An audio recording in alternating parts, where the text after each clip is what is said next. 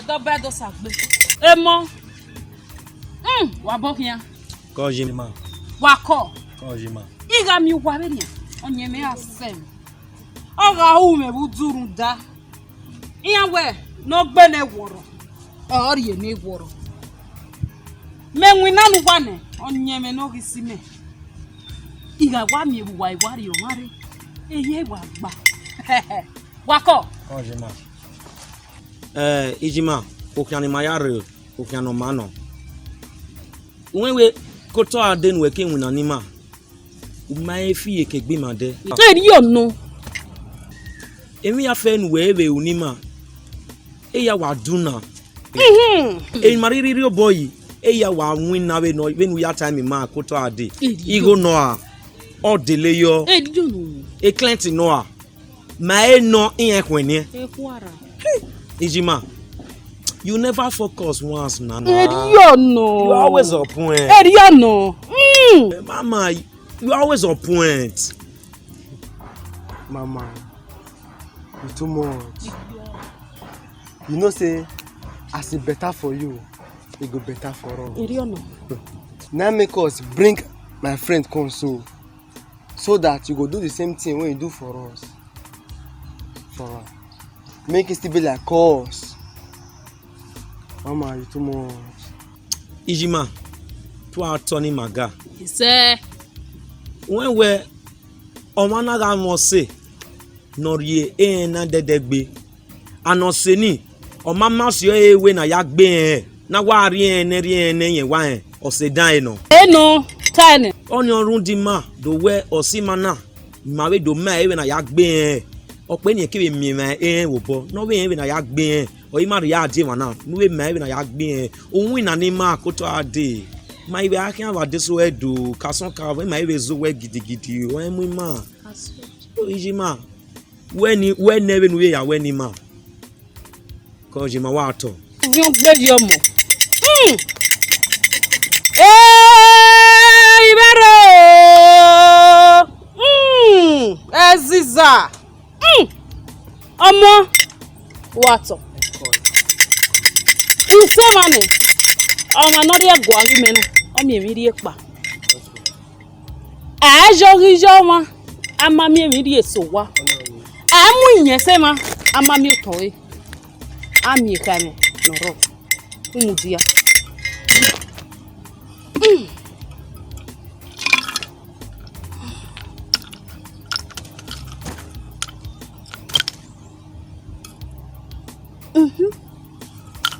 Idage idagugba where here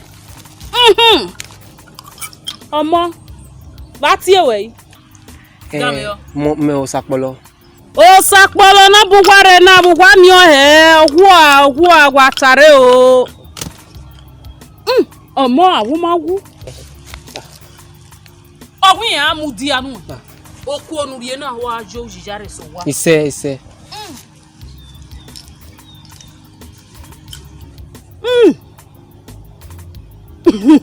Omo where it kakabo ya efun wa mo gbe o sakpolo na bugware na o efe no viere wa we na we he wa gumegun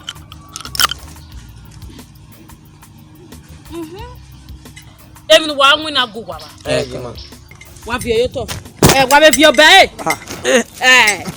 werun da wa kwari yo mare wa ni bi me wa emi ri eso wa o ka kenu wa emi ri eso wa oni we na Ijima ma tell me we gbe emi ni bi me ya nwi na ya vio eri ego ame kede na pa ya vio ari wa inye no mo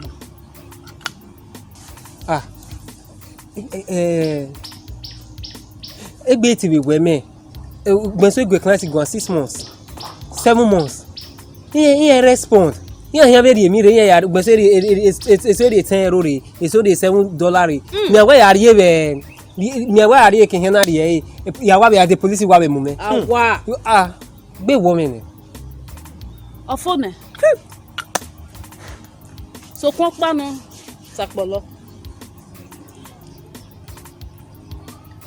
nwe wa ni piana emi na nu wa una ugbenso Waiting is in bay. Ariere. Osemena no yen wo ko ba go be gbese. Mama na me. Ọmọ mebo me. La rege won gie.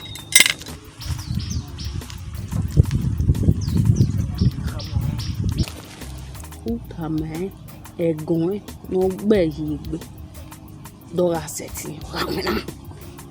Gie.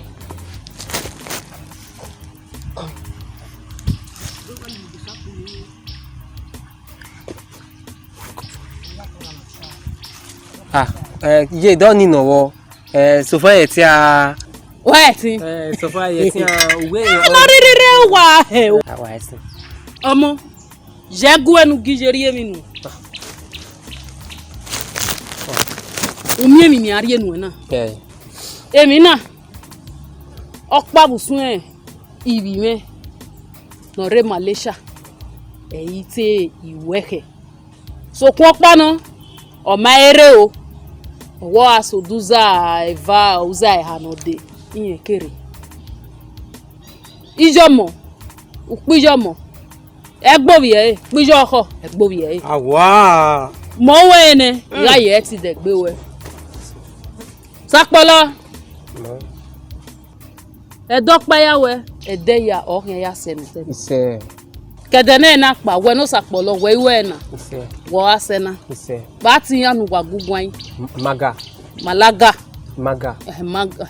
Abe Malaga. Wait a Maga. Abe Maga. Uga ti yan yen fun ni. Ise. Uga no yen ri enu. Ise. Kenu no e kenu ma no ti yan ga ri enu e sapolo. Ise. We we na. Wo asena. Ise. Owo. Eva. Ojo nu no ma. Ise. Wa fi enu wa nwuna. Awe ne. Wese jima. Wese. Ije no gie. Mama. Ye la wo ya do sense. Ana mi ge. Uwe mo story ekpon me na. Lori kon. Egwana. Ọmọ ni mewe mi na. Ori ekpon. Oga mari ekpon me no ri eke e ma. Ne ya agu egun. Wa kian mo ya gugwa. Wese. Egwa ya gugwa ne ngwa kian. Jare mo. Je wa to ni maga. E mo wa kian jare o. E la gugwa.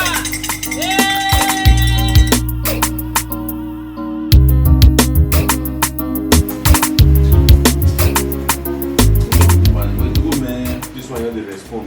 I was on. What she just giving me excuses.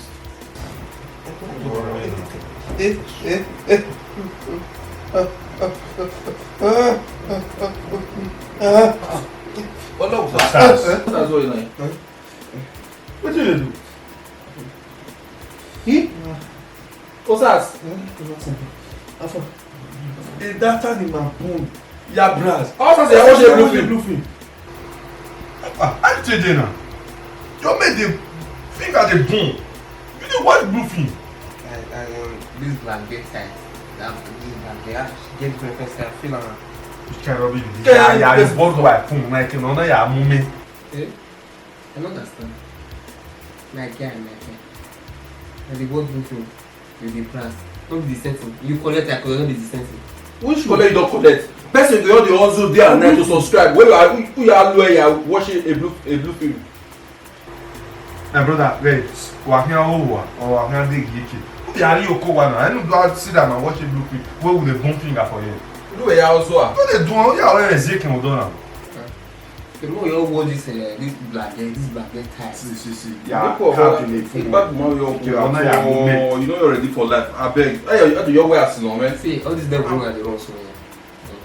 I making us so at least you will be enjoying now. What I say you leave me. Let me enjoy my peace. Better me. What go no help you? A blue film na. No kere HK na where collected dopa. Di me collected dopa. Move brother. I tell you gbe me say. I do gbe me say. Wait, dem go say na boy. Go back shout. When you go be ya get life on stage go make clear. Life on stage. Why is it life on stage? You are comparing. My brother. Black now 10 minutes here ka wa no. O wa you know. See. If I Don't follow me to that kind of thing. Which kind of thing is this now? Which kind of thing I run now? Come, then you have a reason. The way I raise my hand, man, way. It's better.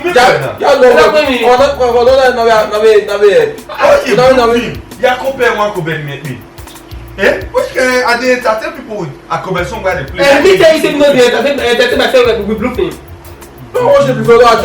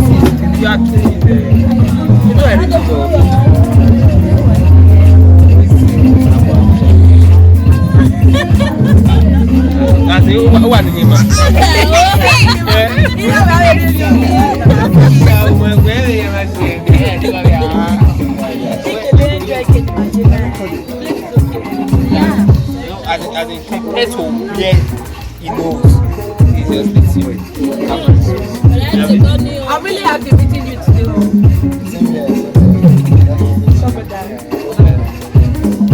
One of the that's one of my best friend. But as the head of again,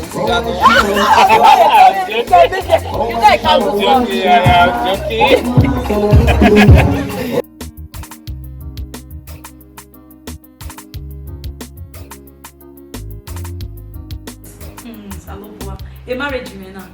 Then here we marriage now. Oh, surprise man, boom. Lucky. I'm here. We understand how we work. Worry. We always cheap right now. Like seriously? Yes, now. Miracle. Worry. Any everything now, we no watch no the marriage now. Anything now, I take off the marriage now. We yami. La we go. Wala wa go emu gbe. You know wa mu egbe yo me. Ye wa yo boyo me ye kede marriage lu da. Iwe mo sapolo gbe. Ẹ̀wọ̀n ó gbè mí iye nílé ìyàwó ẹ̀wọ̀n lórí ìyàwó ẹ̀rẹ̀ mi ìlọ́fẹ̀ẹ́ gbé wà láwùwò. Lálẹ́ o, lẹ́gbẹ̀ẹ́ o, epo náà ni wà tẹ́wọ̀n ẹ̀ náà. Mímí àti ẹni wò ẹ̀ wà náà. Miracle. I was coming to that one because you understand. Sapolo Demuti no you just met him. On my say 3 months I know you're planning marriage. So sudden. My dear, you should be careful. All that glitters is not good. It's not good. My love, don't forget, it's not our father, it's our way. All the same, I love you and I guess they love me too. Hey! You guys should love support me. I guess in love. You guys should support me. I love you. Love it. So you so you own the marriage now. You don't take a place well. Okay now. Wow. I am there.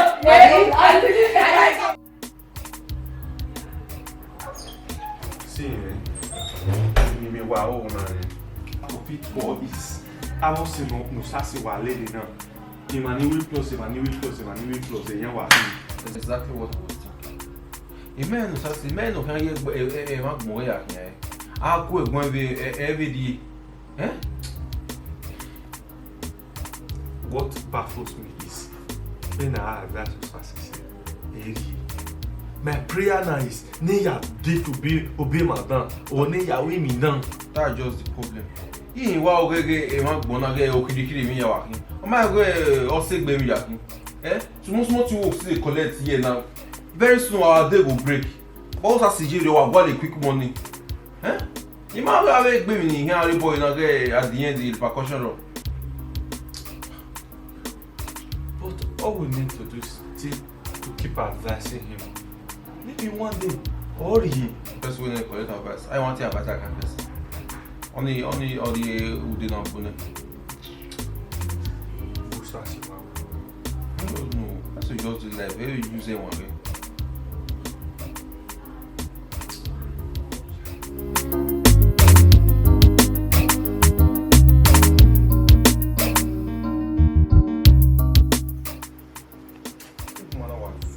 Go to my get it.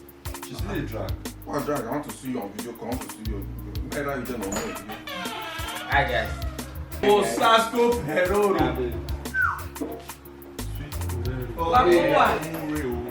Confirm lah. Nabi. Yellow no more. Have fun. Yellow man. Meet my angel. Angel. Sister Bobia. Angel. My name is Ken. You can call me Dave. Oh God. Anyway, praise. Praise be to God Almighty. Want to do that? Now see my video. Praise that will no was no. Me no one more say no. Just try the possible best. Reality kitchen. Ken. Yes, now she will follow. A problem me run, I can take care of that. On my day. The why? Man in the kitchen, the side, you know. What valuable with you? But I will be wrong. The kitchen this. Oh man, alright. Don't worry, I'm coming back. Why we go on the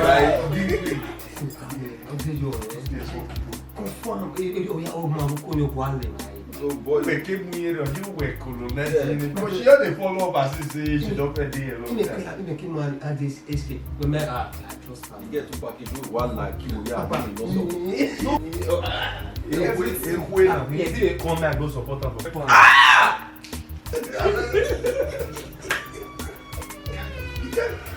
This guy will suck this boy blood. a big fish. Ona sorry. Ona sorry now. We go there. No more tax. So the new egg.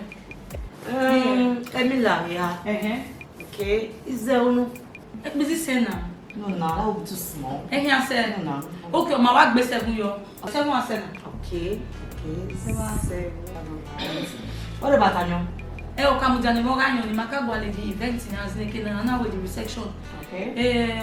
O mi pupa no tiro mo ri oni adawa ki na. This off Sapler Road. Oh, I guess it's a PZ Road. Ni adawa ki ba ni Divine Gift Hotel. Okay. If it's okay, Baby, what think? Yes, now. Like it or Yes, yeah. Fine gift. Okay, what about musician? Musician. The musician is handle now. Agbo son. Satumbo. Agbo sa. They can be a sama. Yes. Agbo sa do. Fine. Bogi. And the truth of I don't have lodge here. Even my lodge na the hotel is big enough. As he call it demand, Mr. Oliver must be call it no keep it like 12 or 13 rooms in a man. I guess that would be enough. Yeah, party after party. Thank you. I love that. Oh yeah, they my here then now. Sister. I agree. Yeah. Iwe to ti ye me. Nuka hold on, me understand. Me consider ni, mo dey introduction we. Mo dey give an lele boy na ni. Sister. Hey, why ko doe? Why doe nu ya gboga ye na man like eh. O si ni ama bi ya we ni yege o se ni ya we ni hu go me. You are my younger sister for crying out loud. Okay, can no ho me o wonderful we je na we o we can we ye na. Please. You love it, and you need deny now. Please. Yeah, I believe you. Sorry. You guys should just support me, please. You need it, you love it, you ain't want love you, man. It's okay. In my leg, be yo. Don't understand me. La go tell me go. Ana wona do re na. O tell me die bo na. O die wi wa. La wo wonu gbo ko ba si kegbe se yin. Because tell me no do na imeti tie ni gbo. Now Miracle, I let him understand your way. I understand your point, okay? But one thing that you have to realize is age doesn't really matter in a relationship. It's just a number, okay? I know. And you should also note that the most difficult person to avoid is someone that is in love. Yes, Praise is in love. Whatever you said now doesn't matter to her. Okay? The only thing that now our home is just prayer. A room. Because me agwagwania over that way. No now what me.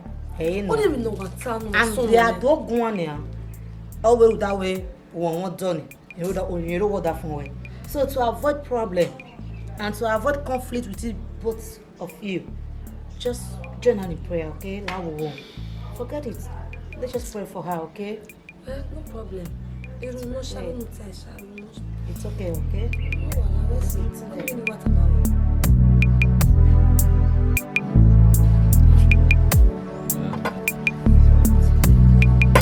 So, Ken, Dave, it is stressing marriage. From this to this, from this. Man, women, equal, we are contented. We really need to know. We need to know. We are here now. You know, marriage. We talk of the time. Where we married, so you soon get used to it. It is a day. You understand? You just have to bear. But my women, they want the best on their wedding day. So at the time, I give me go boy. So man, I'm so happy that I'm getting married to her. Because I love her, she loves me. You don't know what I do, I mean. That is what I need. That is how it is now. Here where me as a 7 year, what women can do, what women want.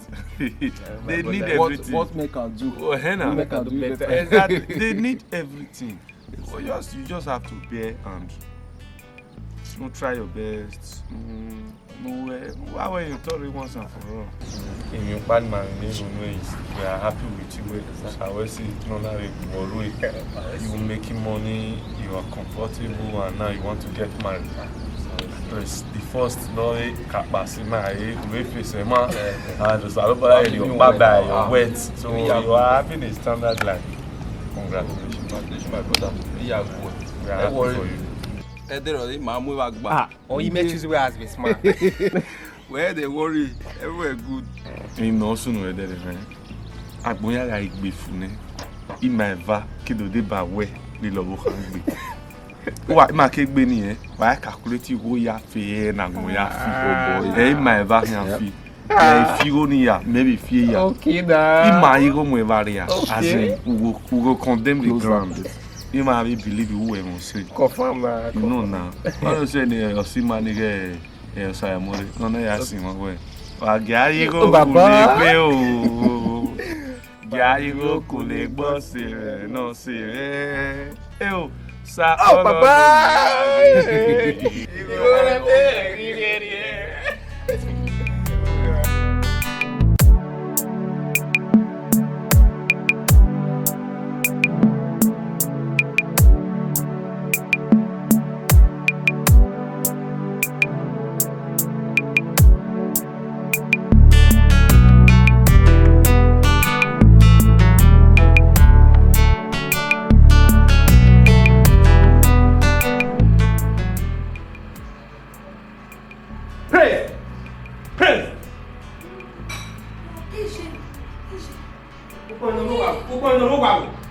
My suit. If you need a cleaner now. If you come in a jacket now. Baby, okay. You understand? Where's your one now? Okay, can you want to go away? It's wearing out. Baby, stop all this. Who am I? You don't know we am. Okay, who am I? What business you have? In my care over here, I want to go to that jacket now and bring those clothes here. We can't. I said bring those clothes. Okay, who can chat with me? You are woman. Okay, me say la go. This is la ho. Yeah, you and you. Yeah, you. Baby la ho. Baby.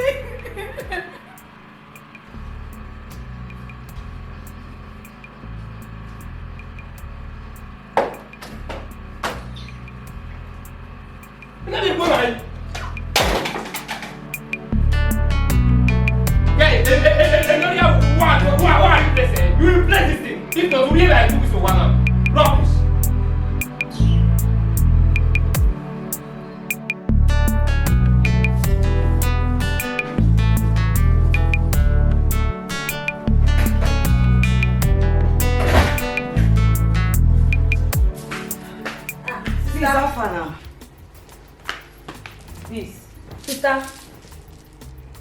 Peace. Osun. Wow. Obi awo ima to do lo ma mi mo sun. Wa ri ni wa boke. Ori ra ni. La won gbe mi ba. Ya pa wa re. Elu we lake la eje. O le ra ri. Peace ohin Osun. What about my way up, Mama? You're not looking bright. Ohin. Man like you now. Man like you. Sister, me mo ya se la e si nu bi ade si ma ya po wa le bi ba wa yeje. Mo de bo kan. It's more like when I That way, fear of now. Who me on? I said, no, more like boy. You see what's no That way, fear. You are crying. Ma wa You don't understand. Love me, I don't like what that's happening. Iguaguana, one day I can't see me. I can't see the funny man. I tell you, no. You went away one day. ni me ti we enjoy ta cap so gba lo. And one day away. You go for the way. I can't see no man. We can get it from Baba Lord. It's a Obege mi niga sa. Atuko bege mi niga ta. Bege mi ga bege no ma bege niga ta. Bege na. Stop this. Hey, no, I win now. Oni se wo oni se ni ya mo. Oni so fi wo ni e la won. La wo oni se. La o. Ni la yi. Baby. Oh my God. Now, now. Oni se. O ya ni se.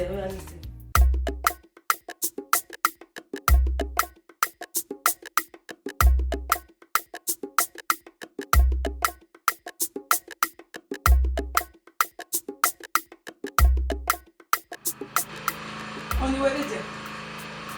Wa te gba lo sun wo we se o run we ma mi we na da re. Me wure jan. Ko. Oni gbe mi tele na we ni wa mo ra na buri adi. Ko. Ya ya tineta ba ku e. Nuri go me. Omo ko so ni ale de. Obulu kan na wa kiki mi de ma na yin. Ko we na. Ore to agbe. La wo go. La won. Why you asking what you can? Eh? What your problem is? Do you asking what you asking what you can? Did you asking what you can? We understand. We understand. You need 1 naira. You can say you won't get money. 1 ago, what's another ago? No, say me mo ko gbera, e wo mo ko me. E me mo ko gbera, e wo mo ko me. Wa ri go me ni dey asking wa ri go me. Nego na fa no mo. Eti vano be la wo ni la ri go me ni ari asking la. Nego na fa no mo. Se ru ri go me na la wo la ibe yi ya we. Ebe ayi o gbe bayin. Ebe awo en abi. Ebe ye ijo eko me o mo na le no me la wo. Ọmọ náà le no ya wo e. Si se ba o en. Ni. Ni be anu ayi. Eh? Ni be anu ayi. Ko ari e.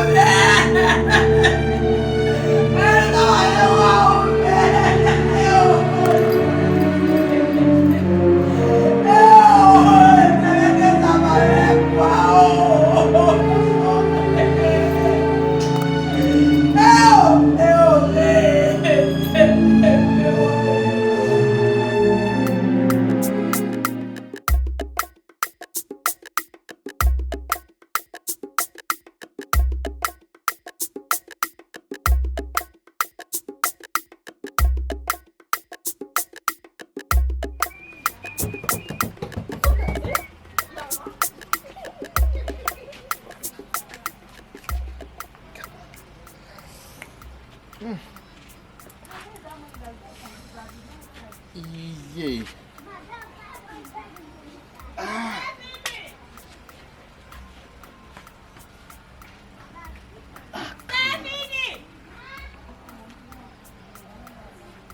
Igba le dokpa Iwa Rua Wegbaha with Dokpa. A pero to Bono. You don't have to say my peg on them. You don't have to say me row. A pero to Bono.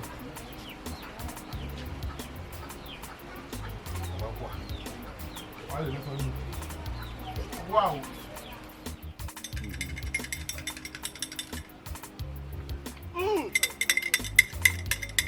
Boss, no.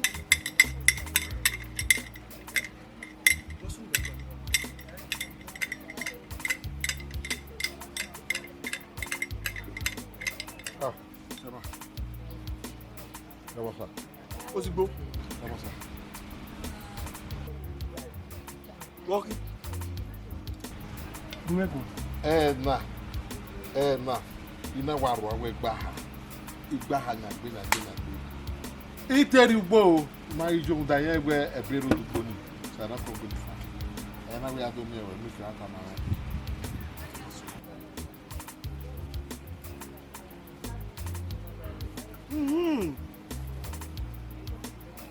Eri kai.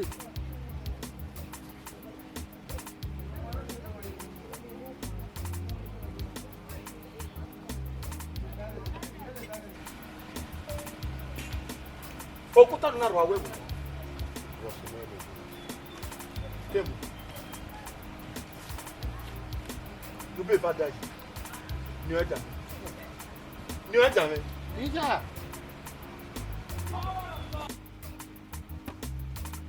Akasa no fo a. Woni ni kai. Ogun wa ni. Neredo. No amibu. Eniero na kasano kwa kama. Ya ni aredo weke na wedo. Pagi buwe. Ah. Ya mia. Awafo. Owo ni obe ro. Finish. Wo aredo. No agi buwe.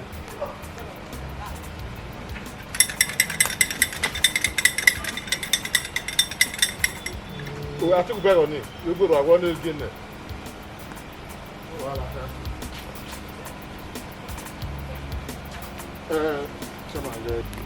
Mais toi, il y a où il est? On a roi. On coûte un an, ya. Et que nous n'avons pas on a mon. Nous coûte un an, voilà, ya.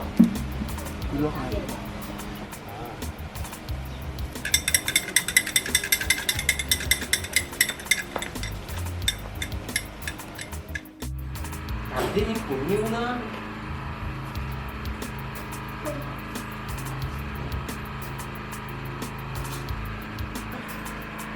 Da Benin Movies na. Benin Movies na. Oba tamane se video. Oba ni eri opo. Oba ni eri bi o ni. Na we o. Salo bo agbe o ri. No clients. Nobody's responding.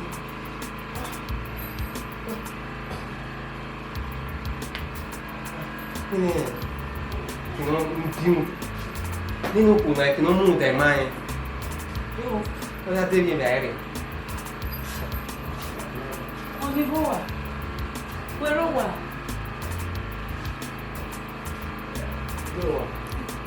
Boa. Vai ter. E a minha também. You may phone, Abby. He call it actually man card before you have to call you. They don't tell me why I call you. Tell me why I tell me why I tell them one here. Then you so don't bring more power. Why nobody be here? You want to tell me phone? Imagine the old hold on.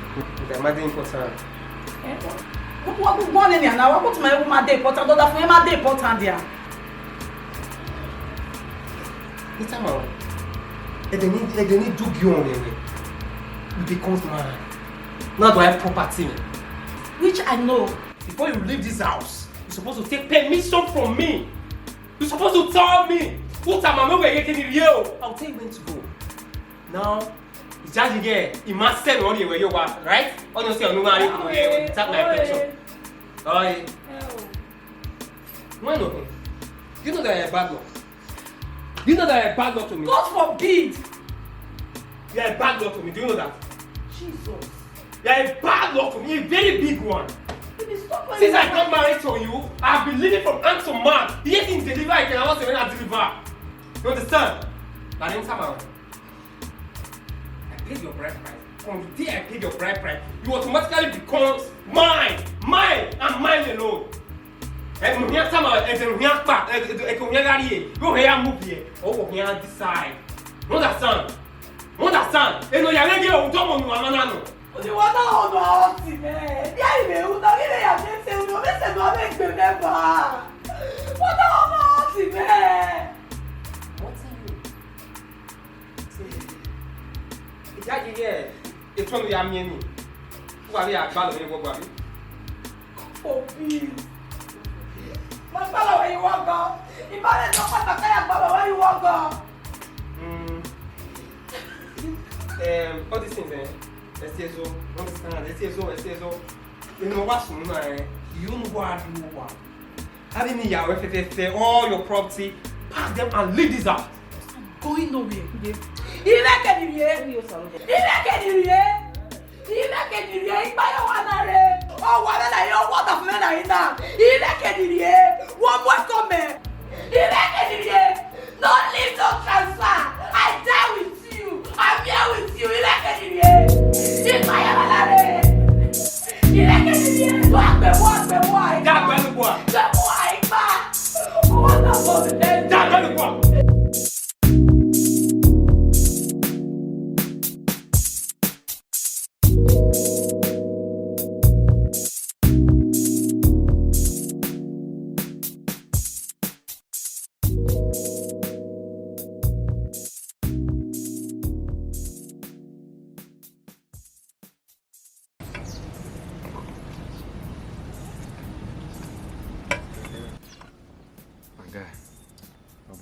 When Osapolo I need these days, I don't understand them. How do you mean? When I Osapolo go that's true. And here we make bill. A bone we get ni. You know I appreciate. Nobody can come between us. We understand ourselves. We love ourselves. Now, another way you worry. As in the thing just get me confused. And a boy, you are no your more rigboto. Why go egwan? Eddie, why I say you know good take. You might be understanding the kind of character you are possessing these days. Eh? Yeah. Now wow. Tired for that guy matter. Imagine Sapolo in my bass one. I don't know a good one here. Oh go know what I said. Maybe on night to be our best. Wow.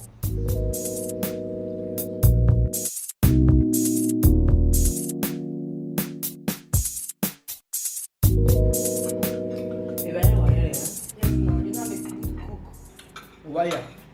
Also, to money, 25 over 100. Yeah, what is it? This was where they were. I won't be. Very only bullet money I have here.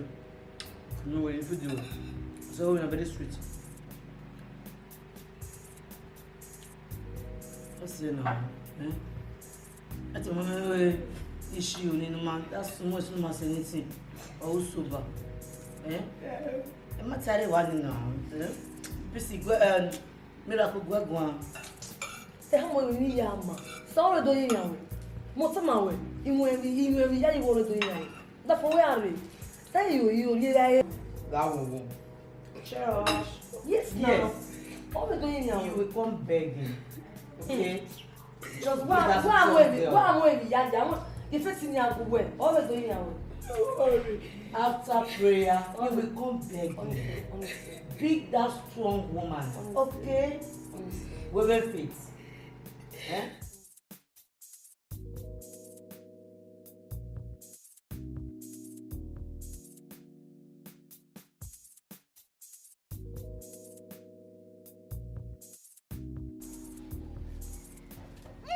Ijima lao oko lao. Awa. Awa. Egba. Setigba. Wewe mi ke no mona seje. Awa. Osunu ne, naga yu mai, magi mi ayi. La o wojima la o. Omo seje. Iki awo ti tan se no nya. Agwagwa. Ah. Awa.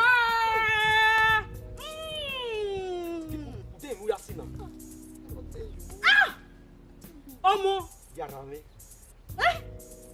Ina boy na zese. Ehiwe mami e. Ehiwe mami e. Ona na imiaji. Ona na imiaji. Agwa. Wari ageme. Ya gwagwa. Mama. Ayi we na give my chance. Eh, we. Zua. Rie kan ke kan ma ukoke yu we ozuo. Wewo. Omo. U zami avena.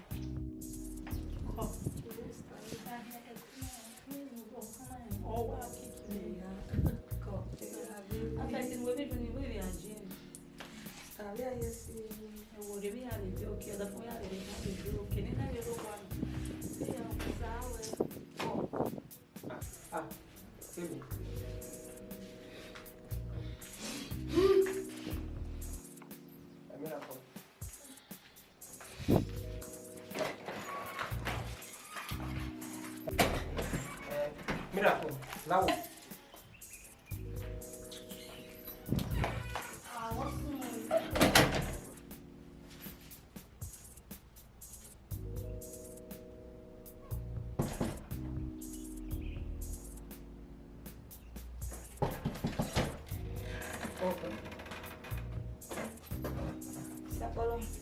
Oye, We were we praise the bell no la o. now why I think me Session, it's okay, no problem. Huh? But why relax for now? Odobami, I put we zona. I agree. I understand, but for now, you might as well do it only. Don't worry. I'll try. I'll talk some. Okay? So why relax and be okay? Go. Where's it? Take care. Go. Oh, wait, don't worry. Go.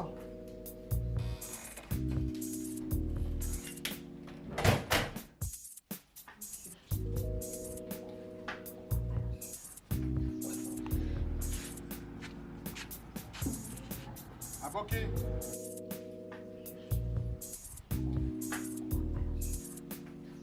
Defend okay.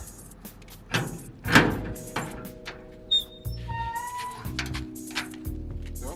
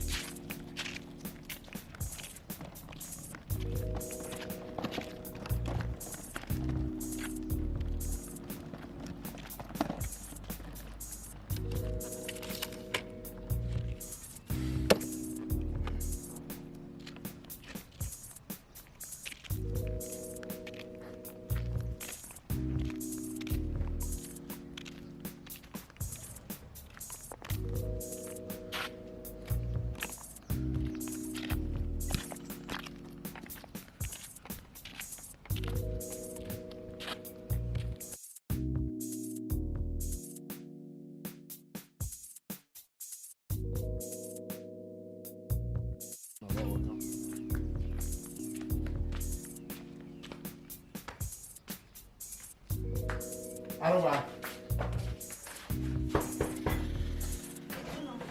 Papa, Bogia. Oroma. Domo. What's Sorry, Papa Mure.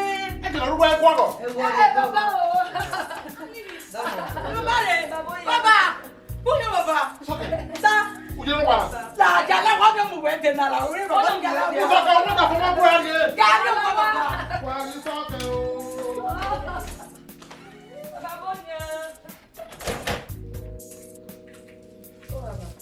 Miracle. Miracle. Sa, Papa, Ela pode for here now come away. Allow that me. I am mama you mama. Miracle. Iye we walk back.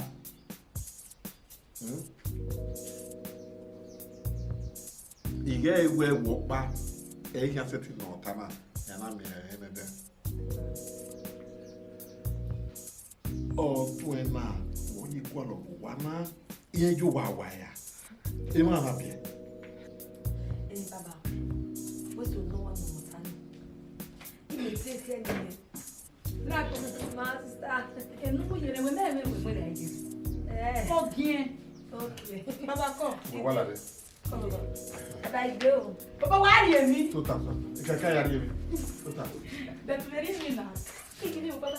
E come ro. E do come we mo ko ma. Ah, ba le so ne. E do ya pi tan we a mi na mo e bo pe e mo ka wo. O ta la ki ano we. Mo mi ko na de. Opolo ne. O ko bi e bi akwene. O ta mi bi ano we na ki we. E wa we ki ana wa bia. We wa na bia. You know who your husband has come. Baba ma ya jo. E ya jo.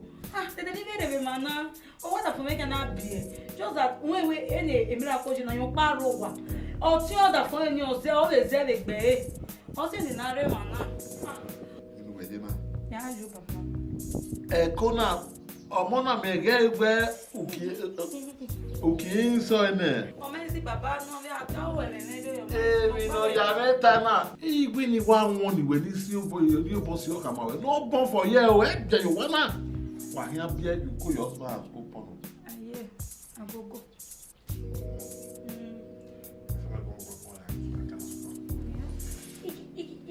Baba, e ku biro.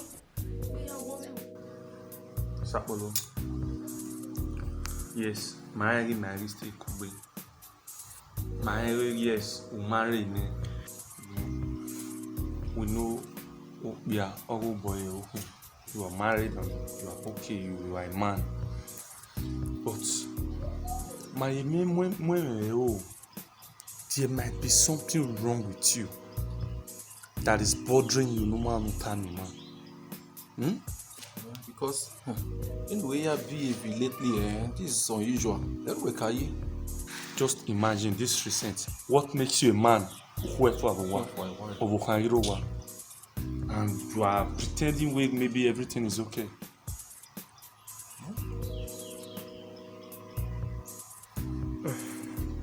I know you worry. So I so much appreciate your concern. It shows that you guys are a friend in need. It shows that you guys care us. Like I will appreciate. It shows that you guys are really good friends. I always say. But the problem is, there's no problem. As in, you don't understand. There's no problem. The problem is no tenor your mouse. Abi we ba mi o abi mari o se o ma we mi da so ni we we dem no hin we ma na we adu magun. Okay, relax. Mo go inside now. Mo do one or two. Go inside. Sas.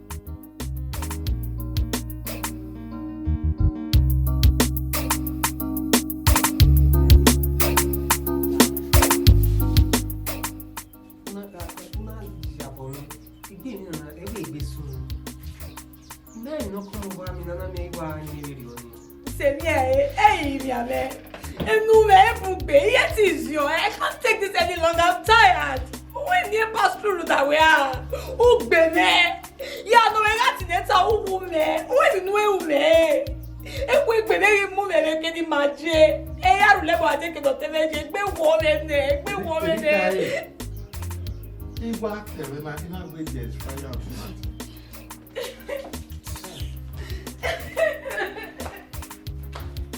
If we say no, we are far away, so I'm making my mind. If I tell you, you know where every get it that way, something so that it. If you don't talk to it, get up for your daily position.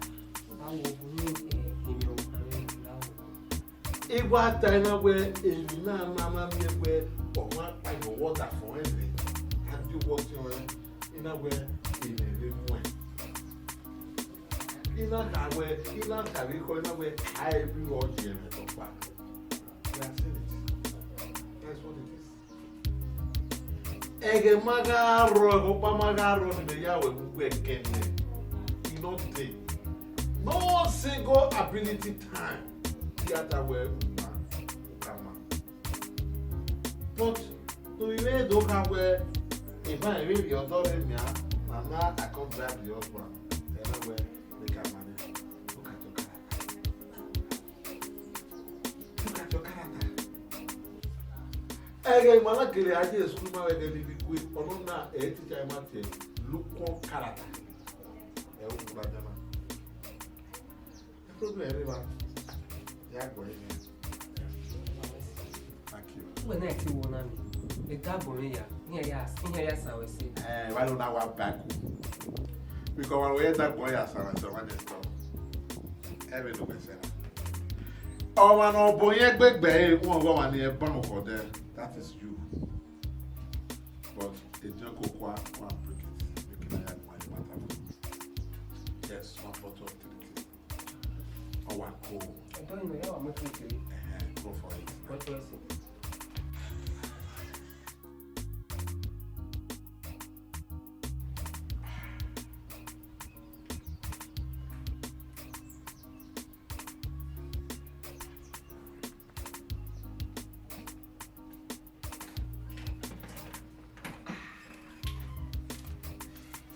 It's okay. Baba. It's okay. Baba. This time we're very full. You're not sure. Sure.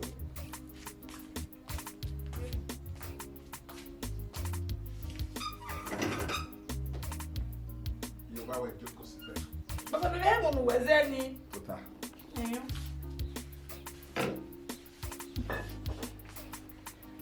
Well, you need to banana.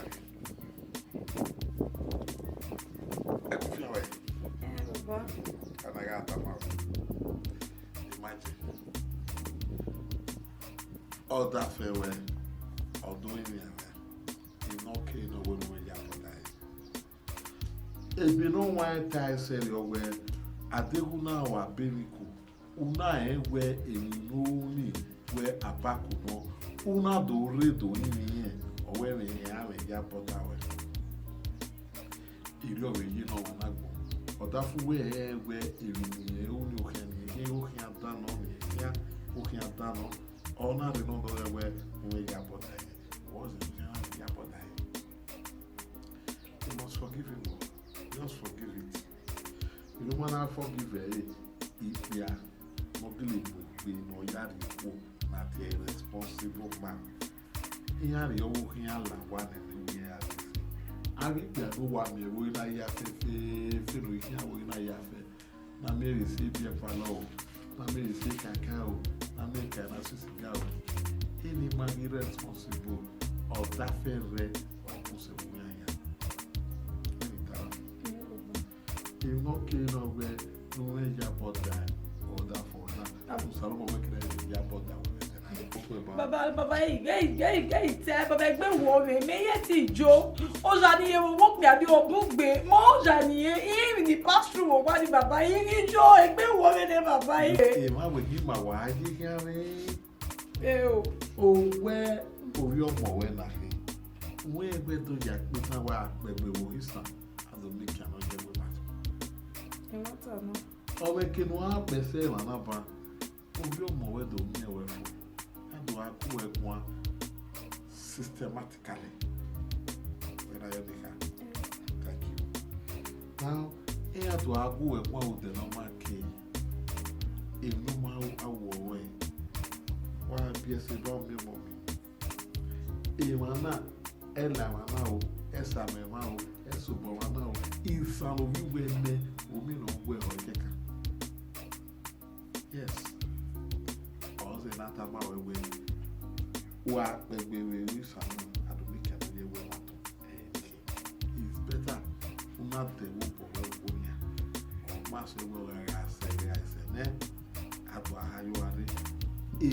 legally responsible, my dear. Iya lelo ja ni ya ewo. Ari oja bono po ewo re ne kaso wa. We are me in a assumption. Who is the baby so? When they hire, you need to see baby. More pure, and I was sucking.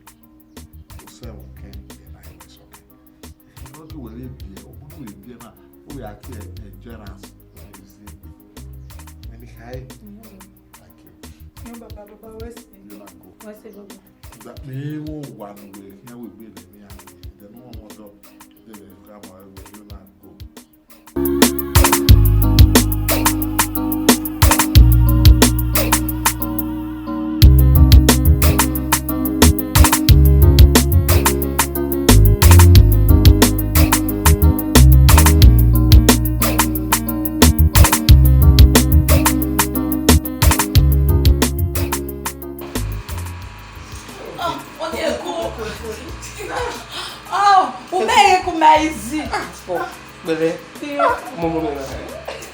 Bia wa.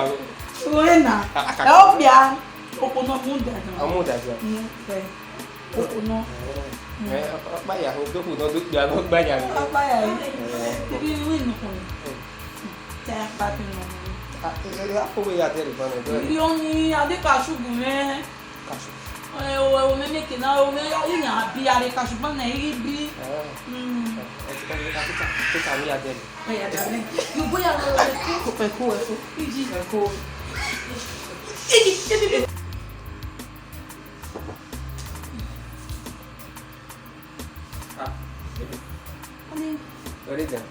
Hey, man, now go woman. Belle. You have any food? Come. May I think that I was telling you? They want to buy the date is coming. The doctor will on the 29. 29? Hey, you need to arrive, walking up here. You need to be in Uminasi. Sakbolo. Arriva, you man arriva, don't arriva. Only Wagualo, you need to arrive walking up here. Up when I see why I didn't.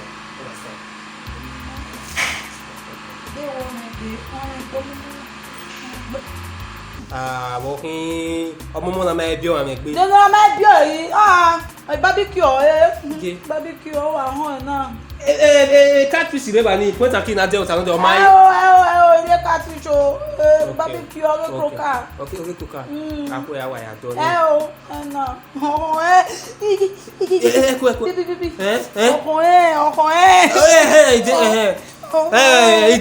Wait, barbecue.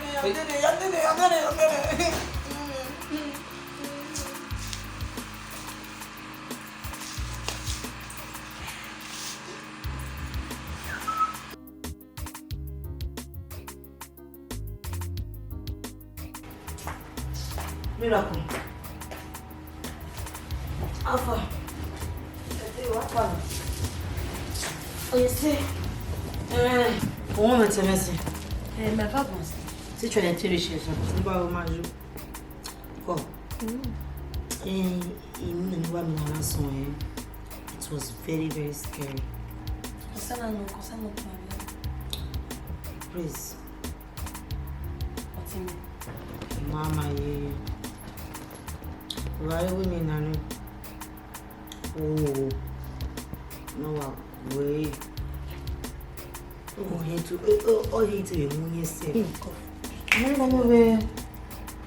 something like that, no, and I couldn't rescue her. Never rescue her. No, I tried to, but I didn't rescue her. So I've been thinking, Ma, I don't want to keep it to myself. Oh, now, why is you going? Pinoli my. Is not a good woman at all because Menina, I any queenie. Only are here. Only okay. Tomatoes, how you know, pardon me. In a second, be accident and announcement without all these Onania. Or I'm not born with me now. A Vinny to get a Vinny. And I mean, with the situation of things with her, she has been crying. She's not happy in her marriage. I don't understand. Then, the place is running the prayer. Like, seriously, she really need to do something about it. Tell me now, I'm a young because they be a while. There's no two ways about it. Just have to pray for her. Yeah. So in our hour we just pray. So me and we 3 days fasting and prayer, you know. Next thing you like about amazing. I'm not to Wesley. Yeah, the boy. Yeah, the boy. But I actually am you. Yeah, how many you mean? No. I don't think there should be any need for that.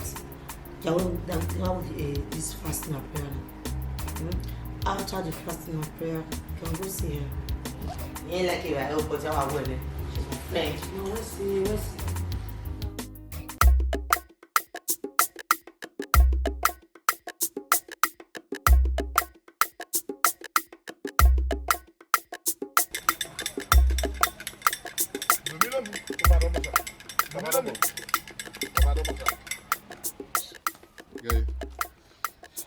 Imina ni wa mina kere ade na imina ni kakapo gbegbe the mina too heavy ni wa mina wo ge kila ni wa mina wo ge na wo ge na wa ge fa ki ogo na ona gbegbe e wa ri mina o ma na wina o ma ni ma rai o ma rai wa yi e no dey reach where the way made the shop e wina ni wina e wa be wina o but he no dey fit come money o ma se ti bo wa o ma se ti le ko o ma se ti di moto but he why have to tell the it only no only him na you na we won na we ku mi na down na we come me chairman maybe chairman go find solution I don't have this nanare ki bata we ni vi onya kun nu ko na mo vi akini mo po this one hey aka taro fo a I got have you be father ji mo da ni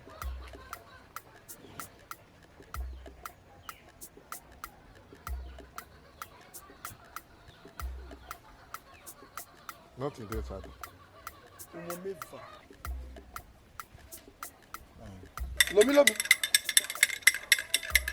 opa amawo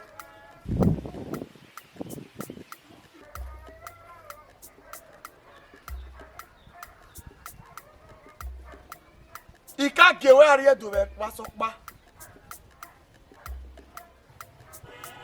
ma ka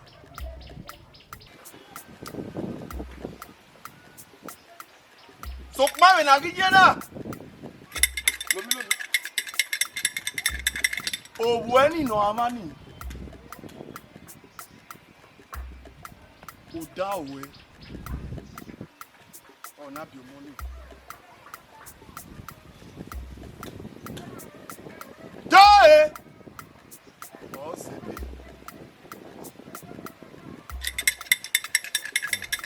Awawage! Uyo be va mu e. Wa he. O ma na we ri o. Oh, sebe. Lomi. Finish. Lomi. Akabo la da clear o wa clear network na disturb No, you don't have money. o wa fo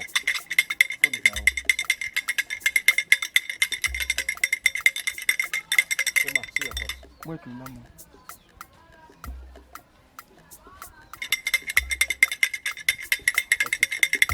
Hey!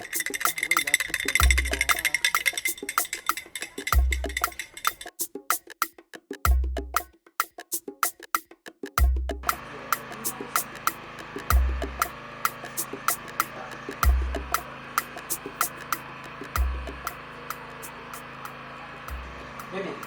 Honey. What's the running prepare? One piece. Oh yeah, honey. Come. Well, You like it? I come when. Nizege Latiana, we didn't hear the more. Nothing, your Ọmọ mama. mọ̀ rẹ̀ gbé náà. I mean, they know that good, man. Well, you are concerned about your child. What about me? Ọkùnrin ni Adégún. Okay, what did the suya rain? Suya. Ram suya. Ramsu. When you have your garbage, you know for now. All right, dear, love you, eh? Yes, sir. Later. Okay. I love you.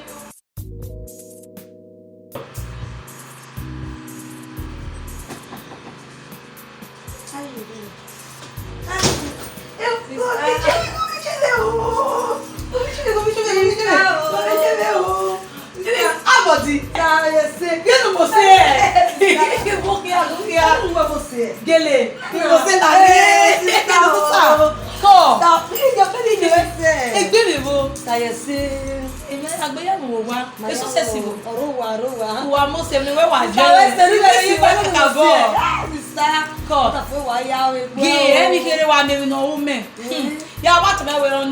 Oh yes, baby, you need a barbecue. Oh, we become my baby. Okay. I mean, you me. Oh, God. Hey, well, maybe go shine. I believe they go will change. Now they don't change.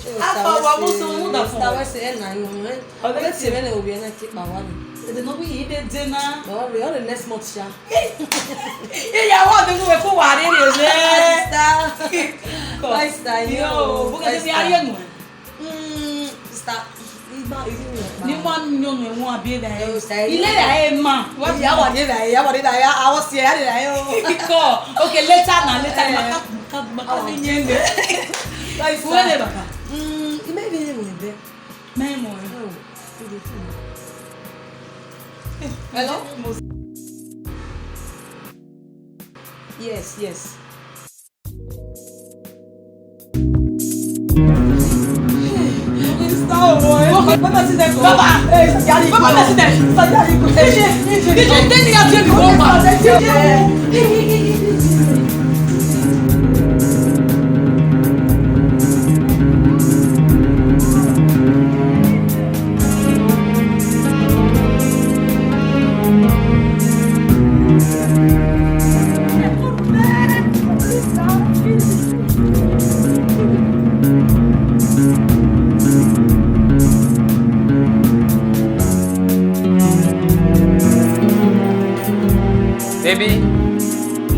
Baby. Oh, what are you? Mana bi oruko ni. Ibu awo an daddy character. Wewo. Omo. Uzami avena. Wan we ki vie ku iwu we. Duma nu ki vie ku iwu. Emi nu auna. Woni nu rie. Omo no hia bie. Ava go money. Uya mure mo ade gwana. Ava ni. Ahia ya we. Ogo money odo awe. Uzo ye wa mo gbon. Abe he fo mo bona re bujo a. Fo mo bona re bujo.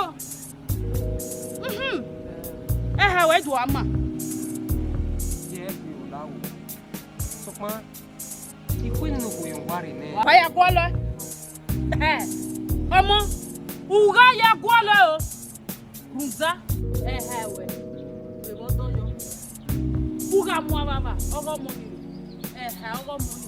Ogo we. We do ye wa momo, monada. We na mi kenana he vomo, ijo mo he vomo no pa. Awa. Itali. What am I buying weak? No.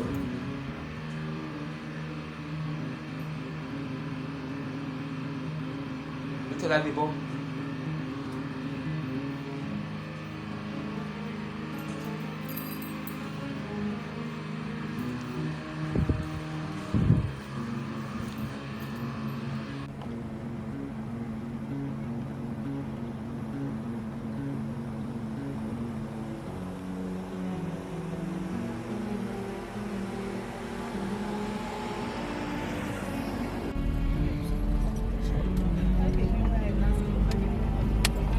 Madam, I understand the Canadian now. Who not it up by the man?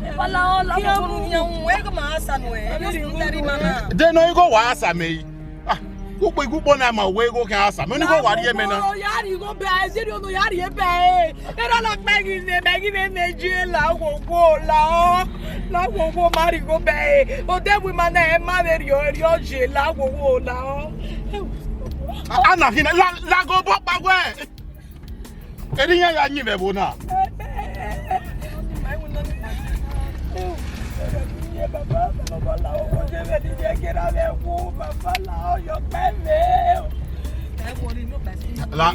Madame la fait course maintenant. Il n'a pas fait disturb me la fait course.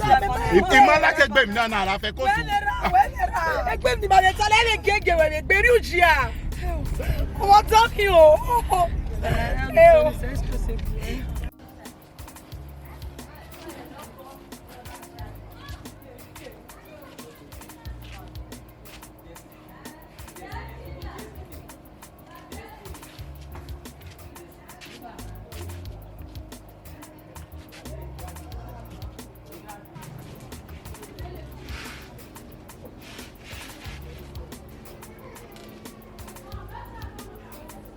Arriva! Huevo! Arriva! Sa baba. Gebe, baba.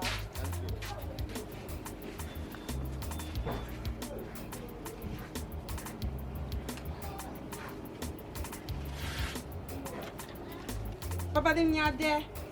O mane no atu kami megune. There go. Papa mane na. Put that. Thank you. That there tibitiri go eh. Okay. Across the road. Nyo baba. Call one. Uja. Yeah. It was a to. And you married the Hawaii keke. Bayare. Where you not go? Agent.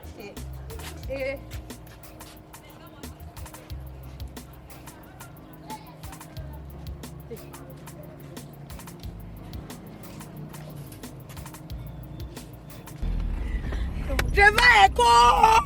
Be-moi au second.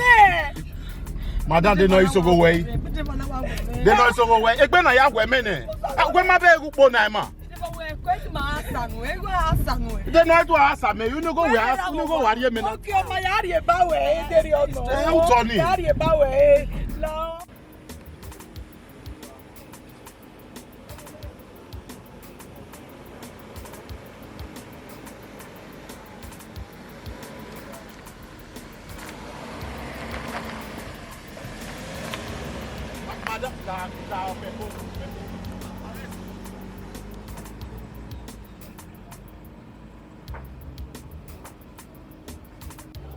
They like your man here. Oh, they're not set for you.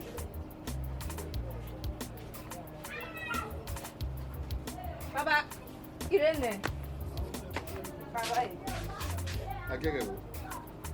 Iya we are go do agege. Why they go to that agege? Daniel na hina. Go bien no. Daniel ni me buwe. Papa tiri we me. Then we there na. Go bien no. Okay, umia. Get tiri we. Una come and remember you now. Papa egbe wa dere wa ona jere. Oh, be ma una jere. Ya gbe tiri your wow. You are a very stupid girl. Uma ga nyo na gbo wa. Papa ma ente wo pa no. Mama. Digwe. Jagwe. And I have a fancy and no man I rock by school. I don't make a wake. And then the wake where water where Baba don't carry belly. I'll pursue you alongside with that boy. Baba, yes or no? Who you are married? Yes or no? Yes or no? Oh, the lot of we you were without a more condition of that was what we know. You follow suit.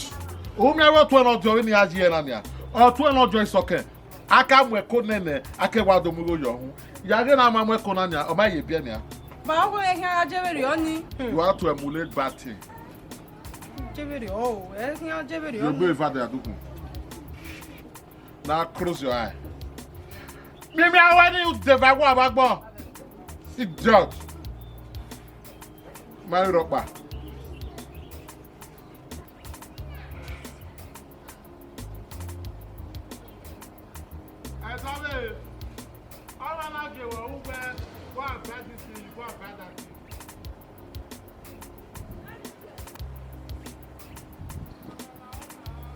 Don't buy what I did not tell you to buy.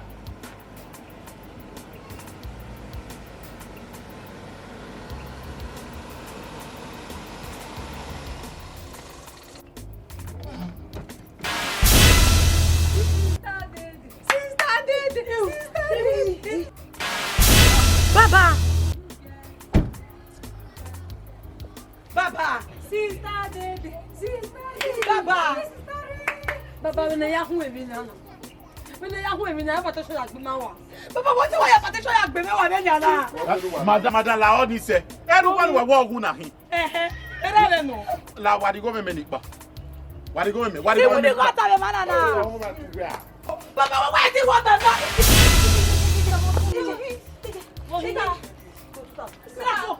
Miracle! Who are there? What do la moto? What do la moto? Epa la no get la moto. You go make na call. Anya moto. Anya moto. My brother is there. Won't gonna be here. Ready here. Epa gonna be. Wala la moto. Why don't you go birthday? Why don't you birthday?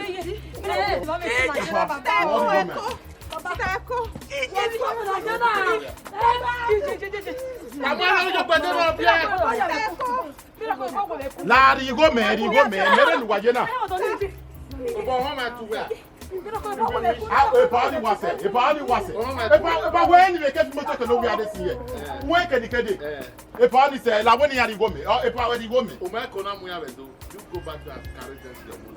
Why no not be my mommy? One on our be your partner or money. Here go, but what you really feel the galloping. You go back to a Kona Moedo, who are Mudaka go where? How do you go away with that? A papa Mokona. Where you my Kona, or I'm not more Kona Master. I fa. The me way bell look on them man are yedu. Ni Amudaka with the Kemi Gome. A power guy go me. Make a comment on the Luteja. You go back to me. A power go me. What go me? What man go to make Ipa now? Ipa my pa. What Ipa? You know why, ma? I can be woman what is. What me will go now? You go tired you. That go tired you. On my Ruama. Other man. I go very funny. Who tell you? A phone I got a motor, eh? Eh, Ruama. What man go make Papa now? Go with someone when I win on my brother. Oh my God.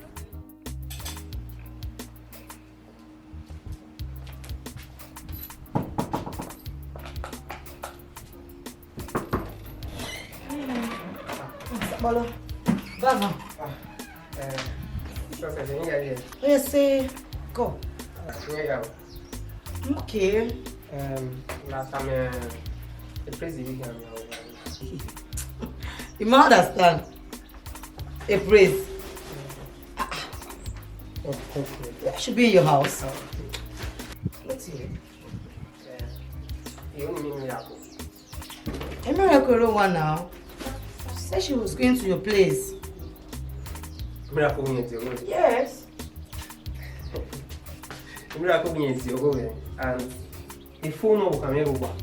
And Yerowa, a miracle came to my house. Yeah, anytime I went, the man there will come and be in Nareva. I want to be there when she gives birth. I want to be there. I want to. Hey. Sabolo, just take it easy, okay? No. Take it easy. Because I'm confused. I'm really confused. No. 29. I'm going to hospital. Maybe emergency. How do you want?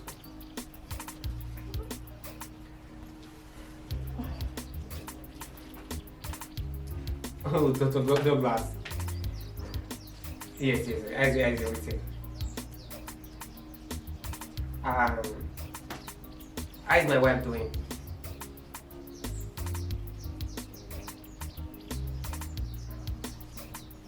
Oh no, I'm just, as I'm not in town, so I'm just trying to confirm.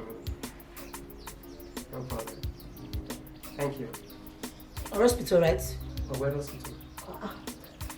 Take 9 years then. No, I want to be there. You only arrive, Just be easy on yourself. Take it easy, okay? Okay, it's okay. Just relax, okay? Okay. Let me. Oh, yeah, you know about getting here. So let me do the calling. Let me try.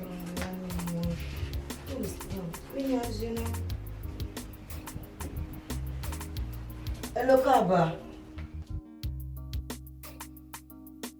Salopwa o get pure my mommy who. Yeah, you better man no one bad there.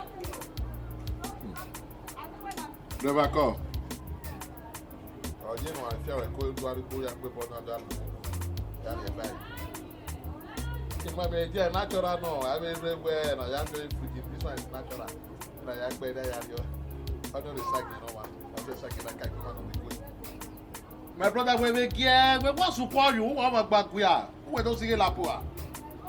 I just tell you. Who is getting? Don't have an act when you put your people to your ear. E pa o ni jina, what do you mean wagu me pa? Me ma be man asi ya.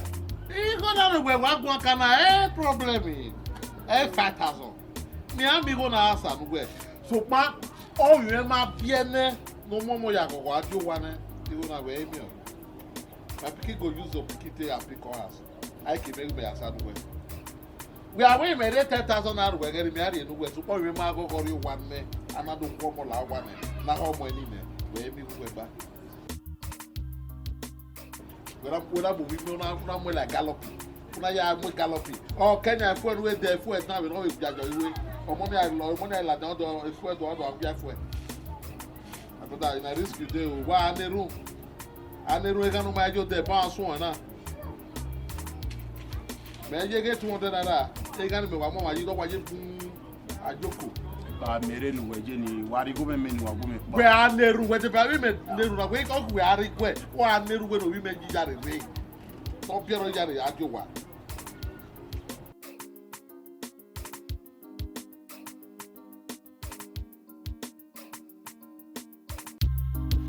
Baba ni umwe ade. Baba ni umwe ade.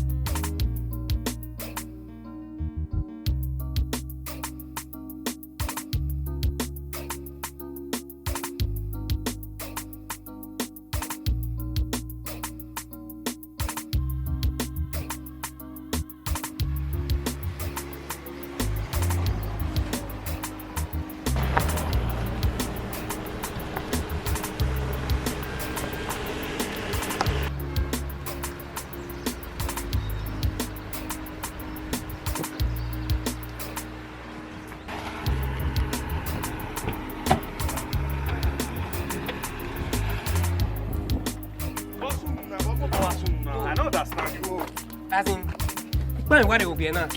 You're not back to your family. Big baby, it is one year. She's no actual. Before, okay, we are here on the Tana baby that now, really poor.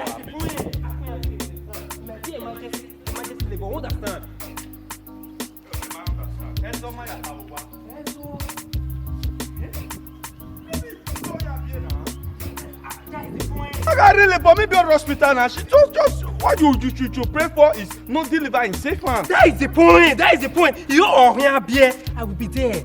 I will be the big area of here, beer. Me, okay. Oh, you can't. We are the ones we are like you. We are going to go here. What for what side? This is not there. Every the problem. I don't even know where they say. Guy, relax.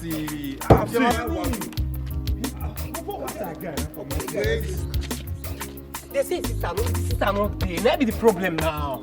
Now, guy, wait, doctor. Just relax. Pray. No, we can deliver in safe hands. Guy, calm down. Don't you trouble yourself.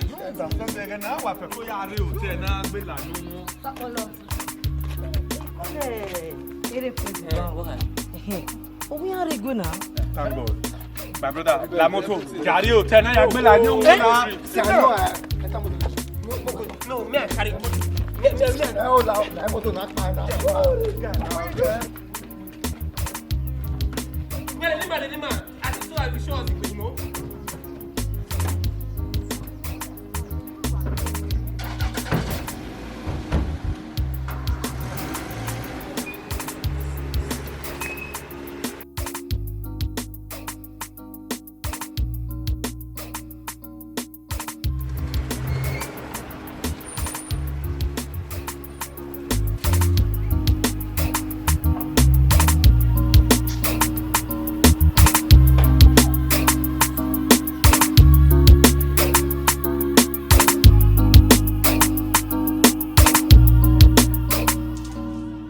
Miego kuona na ibie na omo egwe. Emi action ese so mi ayi ya vie vere. Hawa. Yapa ya sinu ni gwa ya ni. 5,000 naira. You can set it was go na ni 5,000 di go ni polo. Me fu ebi moto. Omo wa rin rowa. Awo, you can set it go na e. Awo, ibo me talk ba. Ipa.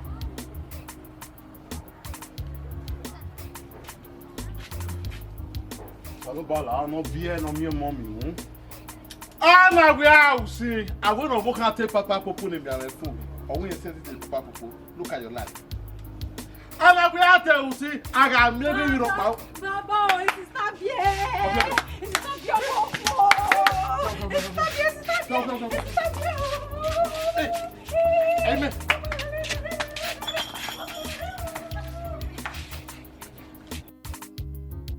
E pa igo bebo. We, e pa igo bebo. Ata lo mai ho.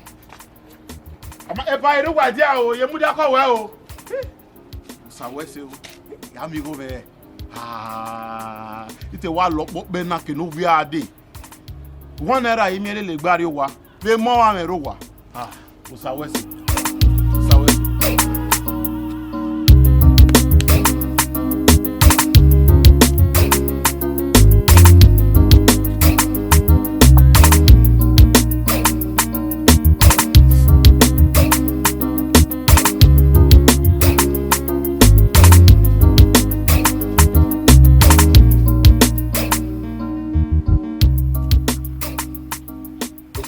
Osaromo, Osanorio no wine. Who does it no po? Amona. Get dog back, get yak back. Get amona, begare bona.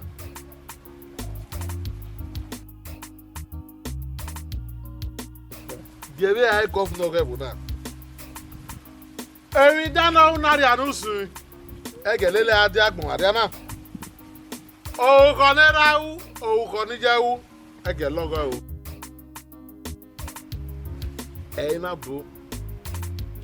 Hey, I will give it the nena. I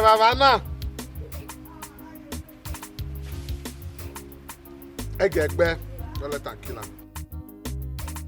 Hey, Wuna, need to wear the nena. Okay, I see me here. Don't let anything to my picking, though. My grand picking.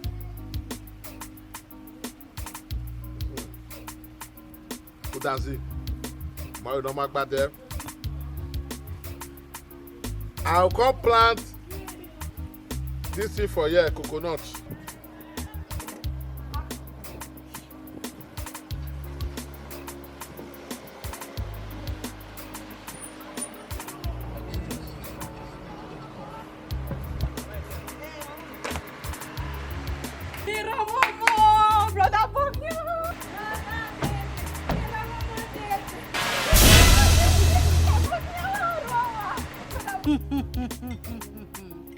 Ababani umwe ade ababani dumana muere ememe ahia ya ya Congratulations.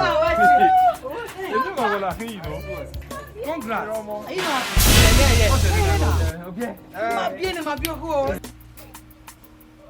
Yeah, then it joy. Baba, Baba, era mamare, era mamare.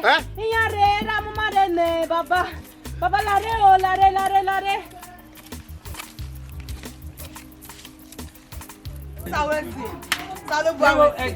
Placenta. Mara, sawa mu wari ya. Yes. Me. Yes. Ano mamu wari? Yeah. Baba wa. Kaba. Ila! Omo. Yes, the placenta. Damaba. The placenta. Placenta. Mamuda kesi yẹn yàrá ìlú. Placenta. Ọlọ́wọ́ sunu na wọ́n yín. Wọ́n náà yín náà wọ́n sunu. Yes, the placenta. Guy, man, what is this now? Why you dey lose guard now? Sifo. Ọmọ tẹ wọ́n yàn. Dada ma wẹ́wẹ́ mú jáde bóyá. Placenta. Congratulations. Yes, placenta. Mo fẹ́ kí n bury that placenta. You understand? Placenta. Baba ẹni mi. If I were. Owó ọkọ mi. Bọ́ọ̀nà carrot still comot for here. Baba ẹni No, o. Obona Tamara, where? Mo fẹ́ kí n bury the placenta. Hey. Sapolo. Where? Erika, Yes. I thought this guy would you choose not this matter. Ori Tamara, where? Mo here bury that placenta. Always so that if future ogo money, emi ya no here get in the future time. Ya up me and say. The reason matter like this now, what kind of rubbish is this one? Igwe president wa. Atepo o se o ma ye. Obi ayi the placenta so. Eh? Yes. Hey Obi ayi hey. the placenta. Obi.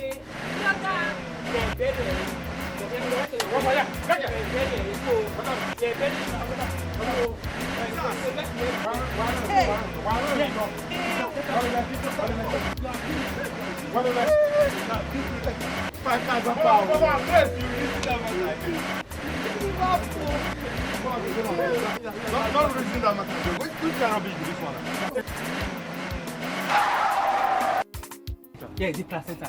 Yeah. Driver, hey, but what you go? 5,000 more. Yeah, placenta. Do you know if you placenta The placenta, as in. Placenta.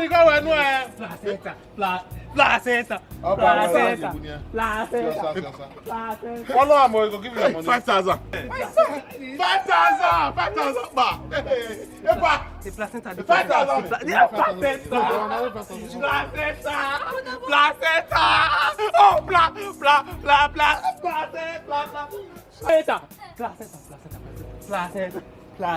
placenta. Apa. Not reason that man. Now I'll grab you, bro. Placenta. What's this, sir? Placenta. What's that?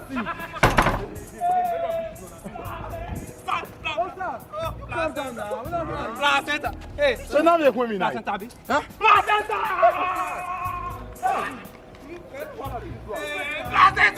Calm down now. Placenta. What they do you, sir? Wait now, you relax. Placenta. You relax.